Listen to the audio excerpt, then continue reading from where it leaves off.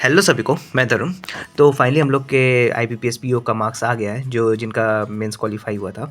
तो मैं असल में अपने इंटरव्यू का एक्सपीरियंस नहीं शेयर किया था, क्योंकि मैं सोच रहा था कि स्कोर कार्ड आ जाए तो दोनों एक साथ मैं कर दूं, क्योंकि अगर कोई देखे तो एक ही वीडियो से दोनों जानकारी मिल जाए।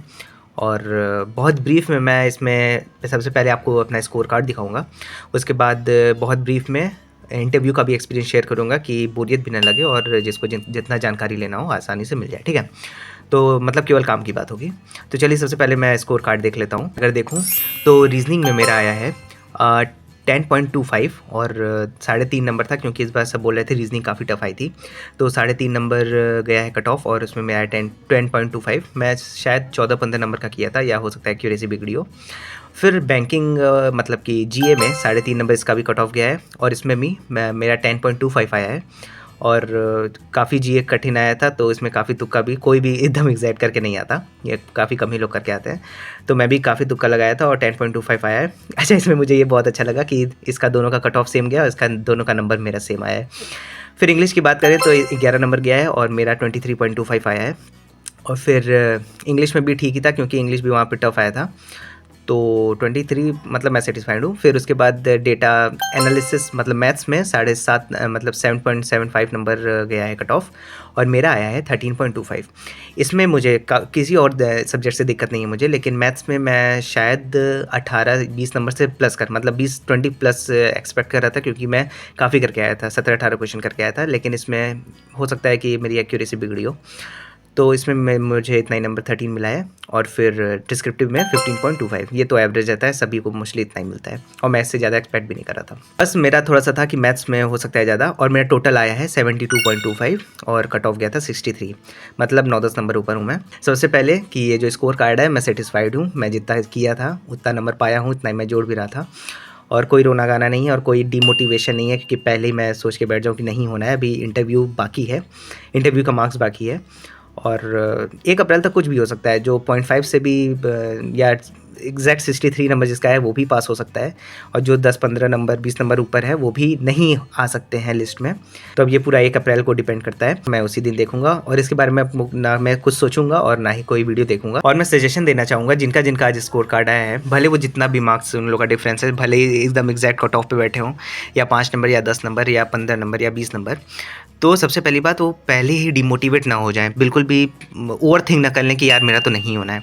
मैं बहुतों का देखा हूँ जो एग्जैक्ट 0.5 नंबर ऊपर 1 नंबर ऊपर रहते हैं उनका हो चुका है, और 13 नंबर 15 नंबर ऊपर उनका नहीं हुआ है। ठीक है, और एक बात और कि इंटरव्यू में जो मार्क्स मिलते हैं वो एकदम अनप्रेडिक्टेबल होते हैं। किसी को लग रहा होगा ना कि यार मेरा बहुत अच्छा गया है, उनका एकदम नंबर नहीं आएगा, और जिनका लगता है कि यार इंटरव्यू मेरा बिल्कुल नहीं अच्छा गया है उनका मस्त नंबर आ जाएगा। ये मैं केवल एक पॉसिबिलिटी बता रहा हूँ, मैं ये नहीं कह रहा हूँ कि हर के केस में।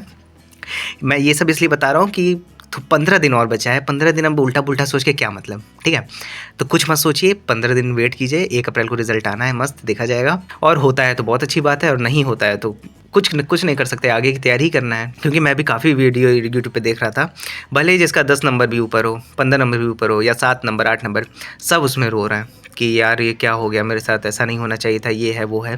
भाई ये सब मत करो, कुछ नहीं होता, इन सब करने से कोई मतलब नहीं है। ठीक है, और जो होना होगा होगा ही, रोने गाने से कोई मतलब नहीं होता। मैं अगर अपना बताऊँ तो मैं मस्त पॉजिटिव फील कर रहा हूँ, मैं सेटिस्फाइड भी हूँ अपने नंबर से, और इंटरव्यू भी चाहे जैसा गया हो मैं उससे भी सेटिस्फाइड हूँ। और अब बस 1 अप्रैल को रिजल्ट देखूंगा, अच्छा आएगा ठीक है, बहुत अच्छी बात है, नहीं आएगा कोई दिक्कत नहीं, मैं आगे की तैयारी करूँगा। अब मैं थोड़ा सा अपनी इंटरव्यू की बात कर लूँ। तो क्या हुआ कि मेरा लखनऊ में था 27 को, एकदम सुबह 8:30 बजे था। तो होटल में मैं और मेरा एक दोस्त रुका था। तो हम लोग सुबह गए वहाँ पे, और पहले एंट्री हम लोग का दिलाया गया, फिर वहाँ पे एक हॉल था। ठीक है, और सब मस्त तैयार होके गए थे, सूट वूट पहन के, सब टाई। कुछ लोग इनफॉर्मल में, मतलब 1-2 लोग ही इनफॉर्मल में दिख रहे थे, अदरवाइज सब बढ़िया फॉर्मल में थे। और 5 पैनल था, तो हम लोगों को पैनल के सामने बैठाया गया। और फिर पहले हम लोग का कॉल लेटर कलेक्ट हुआ, फिर उसके बाद हम लोगों को बुलाया गया बायोमेट्री के लिए, फिर बैठाया गया था कुछ देर। फिर फर्स्ट कम फर्स्ट सर्विस वाला था कि सबसे पहले जाओ, और डीवी, ये कोई स्पेशली डीवी मतलब कि नौकरी के लिए डीवी नहीं हो रहा था, ये केवल इंटरव्यू के लिए डीवी हो रहा था। ठीक है, तो फिर हम लोगों का जल्दी से डीवी हुआ। तो फिर थोड़ा सा टाइम लग रहा था क्योंकि अच्छे से वो लोग चेक कर रहे थे। फिर उसके बाद डीवी होने के बाद जो हम लोगों का एप्लीकेशन जो जमा किए थे वो आके 3-3 लोग का ले जा रहे थे ऊपर, ठीक है। फिर नीचे क्योंकि होटल में था तो नीचे हॉल में सबको एक साथ बैठाए थे और ऊपर जो होटल रूम होता है उसको बढ़िया पैनल बनाए थे और फिर उसी के रूम के बाहर जा एक गैलरी थी और उसी के रूम के बाहर जाके 3-3 लोगों को बैठा रहे थे और अंदर बुलाया जाता है, ठीक है। तो यहाँ तक तो हो गया। तो फिर मैं तो 8 बजे चला गया था और काफ़ी देर बैठा था। मुझे पता नहीं था कि फर्स्ट कम फर्स्ट सर्विस वाला है। मुझे लगा कि बुलाया जाएगा डीवी के लिए खुद, लेकिन खुद जाना था। तो इसी के चलते थोड़ा सा लेट हो गया। फिर मुझको अप्रॉक्स 12 बजे तक ऊपर बुलाया गया। तो फिर बज़र बजा तो मैं अंदर गया। फिर अंदर गया तो मैम बैठी थी और 3 सर बैठे थे। बहुत छोटा-सा रूम था, ठीक है। जैसे मॉक इन यूट्यूब पे दिखाता है ना, वैसा नहीं था, बहुत छोटा-सा रूम था। तो फिर सबसे पहले घुसते ही मैम दिखी तो मैं कम इन मैम बोला तो गया अंदर, मैं बैठा। तो फिर सबसे पहले क्योंकि सीख के गया था ना कि सबसे पहले मैम को गुड मॉर्निंग बोलना है, फिर सर लोग को सबसे पहले मैम तो मतलब मैम थी तो एक ही बार बोलना रहता था, सबको नहीं बोलना रहता। तो गुड मॉर्निंग मैम और गुड मॉर्निंग सर बोल के सीट के सामने खड़ा हो गया। तो ज़्यादा देर खड़ा नहीं था, मतलब 1 ही 2 सेकंड बाद तुरंत मैम बोली कि बैठ जाओ तुरंत, और ये शुरू से ही हिंदी में था। अच्छा, सबसे पहली बात ये, तो अभी जो नए स्टूडेंट्स होंगे और इंग्लिश वीक होगी क्योंकि सभी की इंग्लिश नहीं टाइट होती इतनी, और मतलब कि होती एग्ज़ाम वाली होती है, स्पीकिंग किसी की नहीं अच्छी होती, मतलब बहुत कम लोगों की। तो उनको मैं बता दूं कि बिल्कुल भी लैंग्वेज बैरियर नहीं है। अगर वो लोग हिंदी में चालू करते हैं तो नॉर्मल सी बात है, बहुत अच्छी बात है, हिंदी में ही करिए। अगर वो लोग इंग्लिश में बात करते हैं तो बस एक लाइन बोल रट के जाइए, sir may I speak in Hindi. तो वो लोग आराम से बोलेंगे हाँ हाँ ज़रूर, आप जैसे आपको अच्छे से बात करना है करिए। तो इसीलिए बिल्कुल प्रेशर नहीं लें। अगर आप लोग हिंदी में बात करना है तो आराम से हिंदी में बात होगी। तो चलिए फिर आगे बढ़ते हैं। तो फिर मैम ने बोला कि बैठी तरुण, तो मैं बैठा और नॉर्मल कि कोई हंस उस नहीं रहा था, सब अपने अपने नीचे मतलब पेपर पे देख रहे थे। तो मैं मैम को केवल देख रहा था। तो मैम बोली कि अच्छा तरुण कहाँ से, मिर्ज़ापुर से हैं? मैं बोला यस मैम, मिर्ज़ापुर उत्तर प्रदेश। बोली यहाँ से कितना दूर है? तो मैं बोला मैम अप्रॉक्स 300 किलोमीटर। तो बोली अच्छा अच्छा। बोली अच्छा रूट बताइए क्या है? तो अब मुझे ही पता था कि उनको भी रूट अच्छे से मालूम होगा नहीं, तो मैंने भी बोल दिया मैम एक प्रयागराज से होके जाता है और एक बाहर जाता है। बोली अच्छा अच्छा। तो फिर पूछी कि अच्छा बैंक का बेसिक नीड क्या होता है? तो मैं वो थोड़ा बहुत बताया कि बेसिक चीज़ें क्या है बैंक की, कि क्या करते हैं। तो मैं जो बताया बोली अच्छा केवल इतना ही करते हैं? तो मैं बोला नहीं नहीं मैम, एक्स्ट्रा थर्ड पार्टी से भी इन लोग का प्रॉफिट होता है। तो फिर वो बोली अच्छा और कुछ? तो मैं बोला कि मैम अभी तक मुझे इतना याद आ रहा है। तो वो कुछ बोली तो मैं बोला ओके ओके।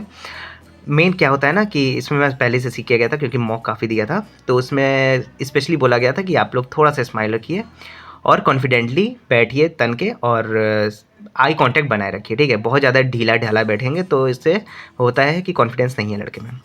तो मैं ऐसे ही बैठा था बढ़िया से। तो फिर मैम बोली कि अच्छा ठीक है। तो फिर मैम एक आध क्वेश्चन और पूछी यही बैंक से रिलेटेड ही, तो मैं बताया थोड़ा थोड़ा। तो फिर उसके बाद फिर बगल वाले मैम पे गया। तो फिर लास्ट मैम जो बैठी थी बगल में, तो बोली कि अच्छा मिर्ज़ापुर में कोई एक मंदिर फ़ेमस है? तो मैं बोला यस मैम, विंध्याचल फ़ेमस है। तो बोली कि अच्छा बताइए विंध्याचल की कौन रूप है? तो मुझको समझ में आया कि पूछा गया है कि विंध्याचल किसकी रूप है? तो मैं बताया कि मैम पार्वती जी की। तो बोली कि नहीं नहीं, विंध्याचल वो तो पार्वती जी की रूप विंध्याचल माँ है ना, विंध्यवासिनी माँ। विंध्यवासिनी माँ किसकी रूप है?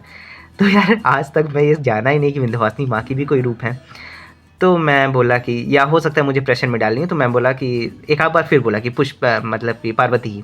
तो फिर मैं बोला कि सॉरी मैम, मुझे फिर नहीं पता इसके बारे में। तो बोली अच्छा कोई बात नहीं। फिर बोली कि अच्छा मिर्ज़ापुर किस लिए फ़ेमस है? तो मैं बताया कि ब्रासवेयर और कारपेट्स के लिए। तो फिर बोली मिर्ज़ापुर में कुछ स्पेशल चीज़ बनता है ना, कालीन। तो मैं बोला यस मैम वही तो पता है मैं, कारपेट्स। बोली अच्छा अच्छा। तो फिर उसके बाद मैम बोली कि अच्छा ठीक है। बोली अच्छा बजट पढ़ के आए हैं? तो मैं असल में क्या था, 2 दिन से यही चल रहा था कि बजट बजट बजट पढ़ना है, बजट पढ़ना है। और फिर आखिरी दिन थोड़ा-सा बजट पढ़ के गया था। तो मैं सोचा कि हाँ, बोल दूँ। तो मैं बोला कि हाँ, मैं पढ़ा हूँ। तो फिर बोली कि अच्छा टोटल आउटलेट बताइए। तो अब वो ऐसा पूछ ली, एक तो अचानक पूछी और मैं उतना अच्छे से पढ़ के भी नहीं गया था, तो मुझे समझ में नहीं आ रहा था कुछ। तो मैं बोला कि सॉरी मैम, मुझे अभी रिकॉल नहीं कर पा रहा हूँ। तो बहुत गंदा मुँह बनाई। तो मैं मतलब इसी बात को लेके थोड़ा-सा मैं कॉन्फिडेंट था कि कुछ भी सामने से कैसा भी रिएक्शन आए, मुझे थोड़ा-सा स्माइल रखना है और मतलब कॉन्फिडेंटली बैठना है, थोड़ा-सा डिमोटिवेट नहीं होना है। तो फिर मैम बोली कि अच्छा नहीं पता? हम बोले नहीं मैम। बोली अच्छा ठीक है, बेस्ट एक्टर बताइए। तो बेस्ट एक्टर मैं बोला मैम कौन बेस्ट एक्टर किस में? तो बोली फिल्मफेयर अवार्ड में। अब वो भी ना याद आया मुझे क्योंकि एसबीआई क्लर्क के लिए लेकिन पढ़ा था मैं, लेकिन भूल गया था। फिर मैं तुरंत बोली सॉरी मैम, मुझे नहीं पता इसके बारे में। तो फिर बोली अच्छा ठीक है। बोली अच्छा ज्ञानपीठ अवार्ड कौन पाया है? अब बैक टू बैक 3 क्वेश्चन और तीनों मुझे नहीं याद आ रहा था। तो मैं सोचा कि तीसरे में अब कुछ तो बोल दूँ मैं। तो मैं बोला कि मैम इस बार का तो नहीं पता, पिछली बार का मुझे पता है। ज्ञान चतुर्वेदी जी थे, वो अपने पागलपन के लिए पाए थे। बोली पागलपन? इतना मतलब बहुत चौंक गई वो। तो मैं बोली कि पागल खाना था शायद, और मैं पागलपन बोल दिया था। बोली पागलपन? हम कहा नहीं, नहीं मैम, उनके बुक का नाम था।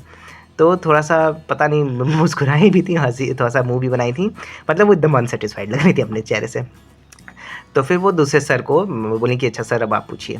अभी काफ़ी खिचड़ी मच गई थी, लेकिन मैं थोड़ा-सा अपने बॉडी लैंग्वेज को बनाए रखा था। मैं सोचा था कि नॉलेज यहाँ नहीं चेक हो रही है, यहाँ मेरा पर्सनैलिटी चेक हो रहा है। तो अच्छे से मतलब कॉन्फिडेंटली बैठा था। फिर सर के पास गया तो सर पे आई कॉन्टैक्ट बनाया। तो सर पूछे कि अच्छा बताइए तरुण, आप पीओ बनने जा रहे हैं, तो ऐसा बैंक में क्या करेंगे कि भारत की इकोनॉमी अच्छी हो? तो बताया मैं थोड़ा बहुत, बोले कि अच्छा इससे इकोनॉमी सुधर जाएगी? तो मैं बोला कि हाँ सर, फ़िलहाल मुझे अभी इतना ही याद आ रहा है। तो बोले कि अच्छा ठीक है, वो भी सैटिस्फाइड नहीं लग रहे थे। फिर बोले अच्छा ठीक है। फिर पास कर दिए क्वेश्चन।